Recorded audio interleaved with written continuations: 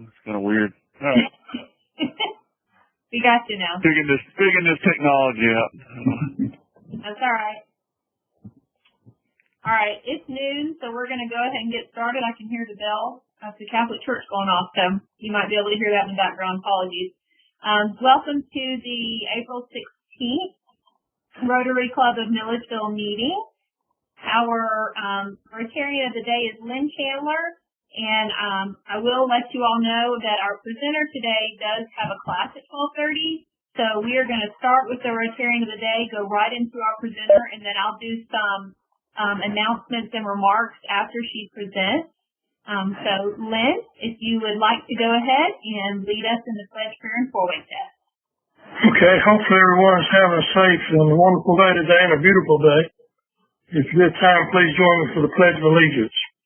I pledge allegiance to the flag of the United States of America. Can you hear me? Yes, we can. Okay, I'll start over. I pledge allegiance to the flag of the United States of America and to the republic for which it stands, one nation, under God, indivisible, with liberty and justice for all.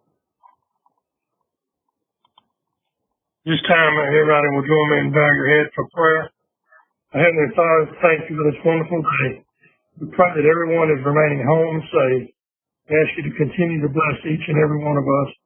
Look over this community and this country and guide those that are making decisions about what to do about this virus. Get us over this as quickly as possible. Thank you again for all the blessings that you have given to each of us. This we ask in thy name. Amen. Amen. Please join me for the four-way test. The things we say and do. Number 1 is the truth. Truth.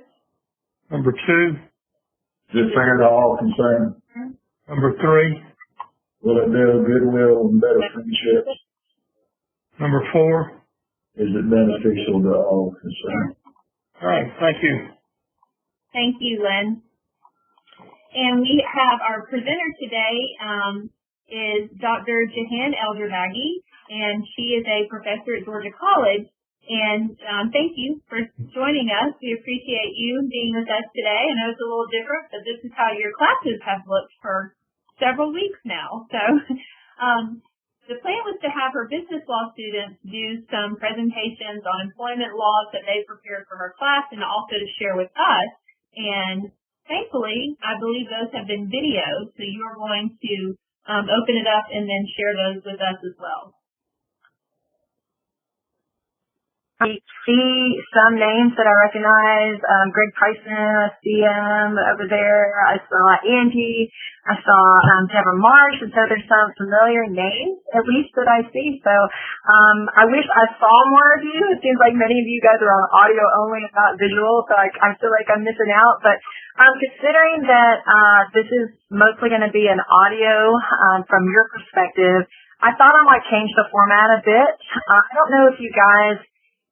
well, I did. I actually asked Dr. Peters, and I reached out to Tom, and I asked if it would be okay if instead of sharing those presentations, which I can certainly email them to you, since you can't see them, there's such a visual component part of that. I could email it to you if you would like to see some of those, but if you would just permit me to share with you sort of the experience that I've had as a professor at Georgia College and the transition from face-to-face and how much Georgia College just really values connections with their students and very much values teaching and that transition to online and remote instruction. So is that okay with you guys? Absolutely. Okay. I got the 2 thumbs up from Tom Glover and the rest of you, the silence of the internet. So before this happened, before the WHO declared the pandemic, and I believe it was on March 11th, so we were in class as normal pretty much then, but it was definitely on my radar. Coronavirus was on my radar starting in January because I teach business law and ethics, and more specifically because I was teaching a study abroad class that was supposed to go to Panama during spring break. We were going to depart on March 14th, and the focus of the class was international business law. We were also focusing on international supply chains. And the reason that coronavirus was on my radar at that point, January, February, pre-departure classes. This is because we were talking about disruption in some of the supply chain, particularly out of China.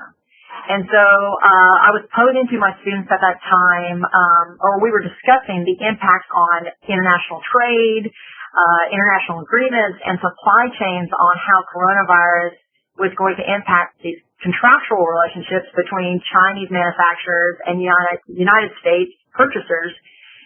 So at that point, it was sort of like, over there, that's the way we were talking about it. How is it impacting supply chains? As we got to February, it definitely was growing in numbers, and we were starting to see more supply chain issues. Come March, I decided to go ahead and start talking about it in my business law class. Particularly in March, we were talking about contracts. And so it's a very, timely contractual question to ask. If you're going to go to a conference, or you have a conference coming up, and you are the conference organizer, I wanted, even on an exam question, I asked them, state some arguments in favor of the organizer to support your contract, your position, to make sure the conference occurs. And then on the other side, if you're a conference participant and you don't want to go, state some arguments in support of the person on why they should be able to break that and not attend the conference. So we were talking about things like frustration of purpose, commercial infactability. Some of you may have heard of force majeure clauses that allow people to exit a contract. And so we're talking about these things still in March in sort of a hypothetical way. This was kind of early March when we had that test. So I graded all these tests where students were making arguments on both sides of this issue. And then the week before spring break here at Georgia College, my students were kind of buzzing with like, is it true they're not going to be coming back during spring break? And I said, well, I don't know for sure. But if we're not coming back, then we'll definitely still, be teaching you guys if it's online or remote instruction.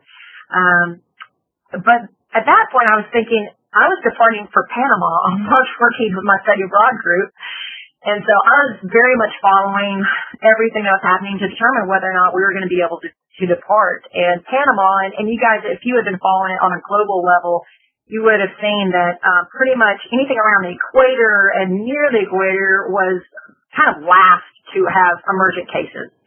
However, on March 11th, when the WHO declared the pandemic, on the next day, Panama declared cases.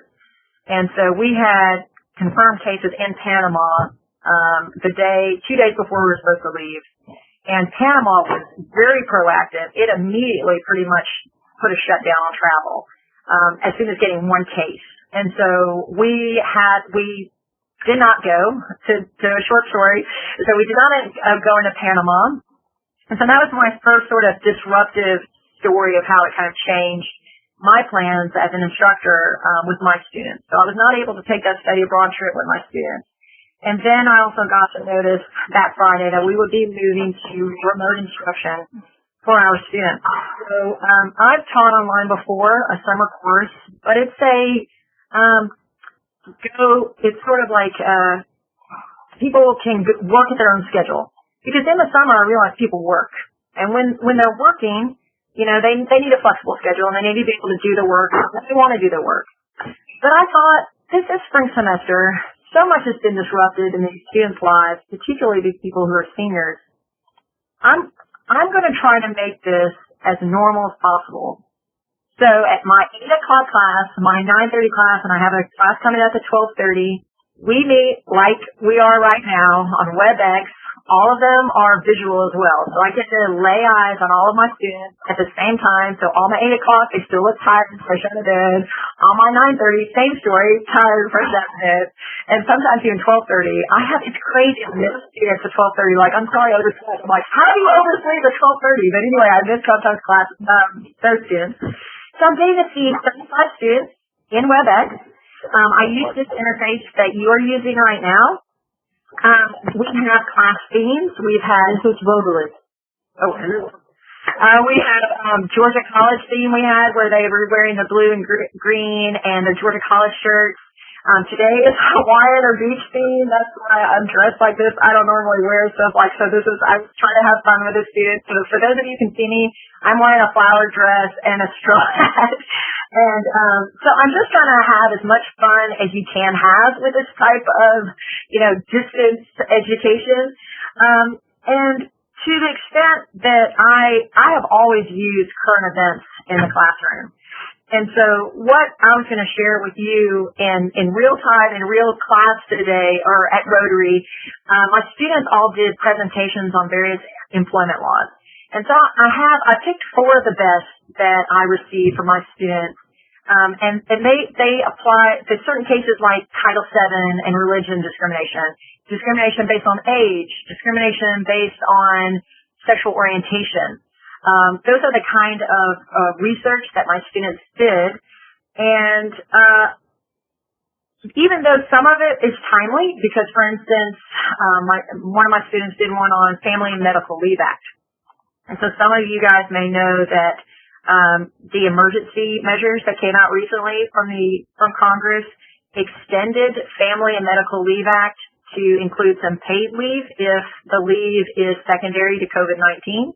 And so there have been so many developments in the law recently that is related to coronavirus and COVID-19 that we're talking about that some of these presentations definitely address that. For instance, one student did a presentation on unemployment insurance. So, of course, unemployment insurance is something that is being stressed beyond what it would probably even ever imagined at this point.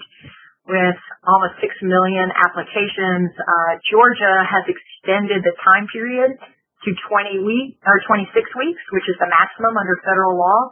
So you've got even changes at the state level, changes at the federal level with some of these employment laws, even workers' compensation. If you think about it, it covers not just workplace injuries, but also occupational diseases.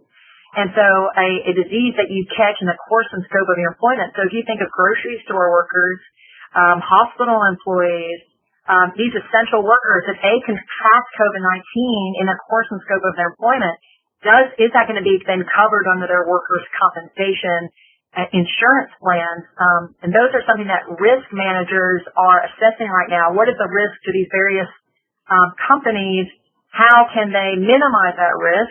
Like, of course, providing your employees with masks, social distancing in the workplace. If anyone's been to Aldi's, you'll see the little 6 foot, in the line. They put up plexiglass. I haven't seen employees wearing masks, but you can see very much in real world how some of these risks and liabilities are playing out in the workplace, and that is what we're discussing in class. And so we have so much real world material to draw from.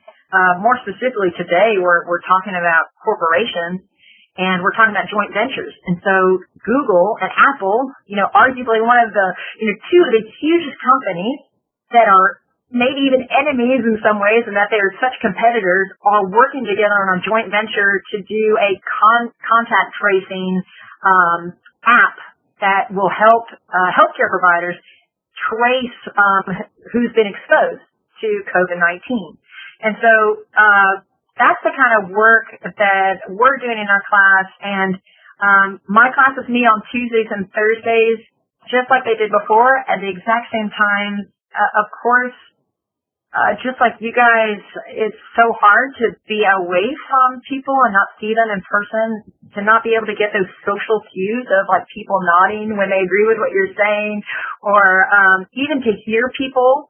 I know in class I have everyone muted, and even though I can see everyone, when I can't hear them, it just feels like you're, so alone in some ways, just like right now, I'm just like talking to this camera, which is sort of a bizarre thing to do, but I'm trying to connect with you out there and hoping that I am in some way.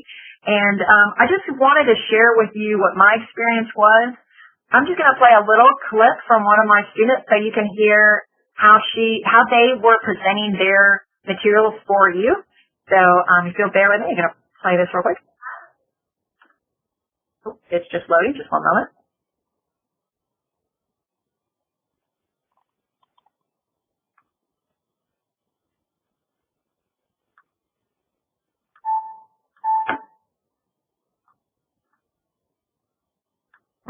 taking some time to load here. All right, here we go. One more time.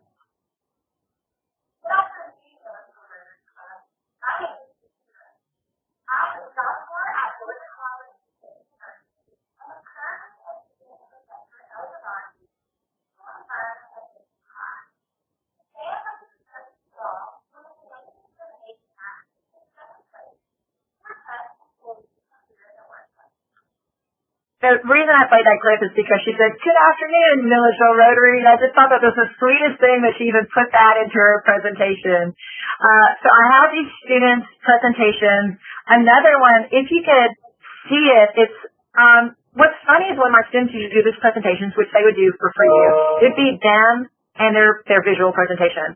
But one of my students acted out a play with his dad doing age discrimination. So he fired his dad, which was really hilarious. So what I'm going to do is I'm going to share these presentations with Mr. Clever, and he can share it with you guys, and so you can kind of see what these students have produced in their work. I also would like to invite you to ask any questions if you have any, but I just want you to know that these students are still very much engaged. They're all bummed out like we are that they're at home, but they're making the best of it.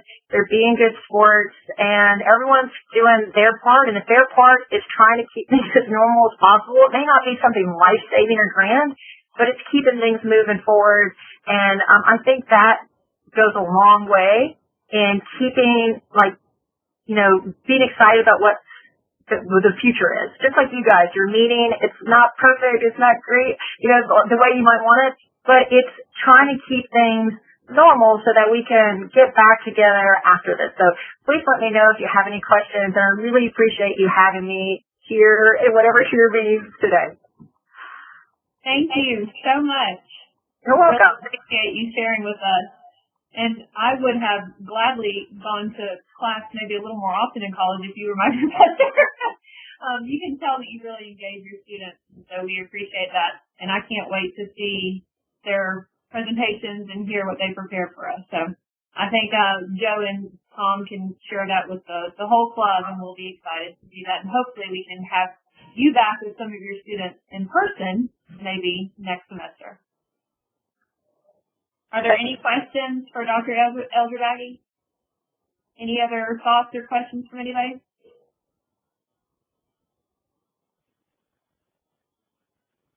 Again, talking to the silence. I guess the silence means no. We appreciate you sharing your day with us, and good luck with your class at 12:30, and thanks for all that you're doing to keep the students engaged. All right, thank you. I'm going to put my straw hat back on and go back to the beach theme. My class starts in 10 minutes, so I go ahead and I dial in basically right now, and as they all come into the group, I try to talk to each person individually for just a second, like, hey, is that your mom? Is that your cat? Tell me about the colors on the walls, whatever, some of my students are even at the beach, which, I had a student, really quickly. I had a student this morning who was bass fishing. He was on a boat, but he had his book, he had his cell phone, and every time I asked him questions, he was on it. But I could see him casting, into Lake Lanier. So it's a bizarre time, but it's also a really interesting and beautiful time in these little small moments that we get to see of people's lives. So I hope you guys in some way enjoy this isolation time with your families, and I really, again, appreciate the time that you allowed me to have with you today. Absolutely. Thank you so much. Bye. Bye. Okay, that was very interesting. I think everything looks different right now, obviously for the students, for the professors, for the business leaders, for Rotarians, for the healthcare workers, for the emergency response professionals, everything. So faith-based leaders, and everything looks very different right now. But I appreciate this time every week with you guys. And as I mentioned, a few updates. For those of you that are not following along or don't get the update, Bert Williams did post the week after Thanksgiving that he is in remission right now, and he is going to be doing some research on some stem cell transplants, so they are going to be harvesting this week for him. So that is great news. We're happy to hear that about Bert. And for those of you that also don't know, his brother was hospitalized with a COVID-19 situation, and he's been discharged as well. So it was a great week after Easter for Bert and his brother and his family, but keep him in your thoughts and prayers. We will have a Rotary board meeting next Tuesday, the 21st. I believe it is, whatever next Tuesday is. And we'll do that at noon as well. We'll send out a Zoom link to the Rotary board members for that. But Jack has asked that we provide, if you're on the Rotary board, that you just provide kind of a synopsis or your notes for what you'll be presenting at the board meeting, so that it can run a little more smoothly on the Zoom or WebEx meeting that we get on, and that he'll have everything as far as secretary goes for notes and such. And next week, I believe I just saw Tom. Let's see. Well, now I can't see it. Whoops. I think Tom shared with us who the speaker was going to be next week, and I believe it is Making Bacon? Yes. It came up and then it went away. I couldn't find it again. I'm sorry. Do you want to share with us who the speaker is and what you're going to talk about? So yeah, as many of you remember, we've had the Making Bacon in probably 2 years ago now, and Tyler Burton is our contact there, and he and I have been going back and forth. He's pretty excited about doing a WebEx meeting with us, and promises to make it exciting and fun, and hopefully tell us about some fun baseball coming up in the summer when we can all get back out and enjoy it. Hopefully, yeah. Virtual baseball is not something I'm probably interested in, so that sounds good. So is there any other prayer requests or discussion from anybody? Any of the members want to share? Any updates? No? All right. Well, if you're on the Rotary board, don't forget to send Jack your synopsis of your notes that you'll be presenting. And if not, enjoyed seeing you all and enjoyed the meeting, and stay safe and stay well. And thank you for joining our meeting, and we'll see you next week. Bye-bye. Thank you, Anne. Thank you.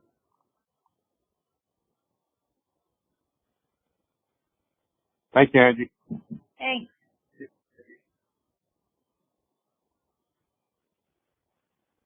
Have fun, everyone.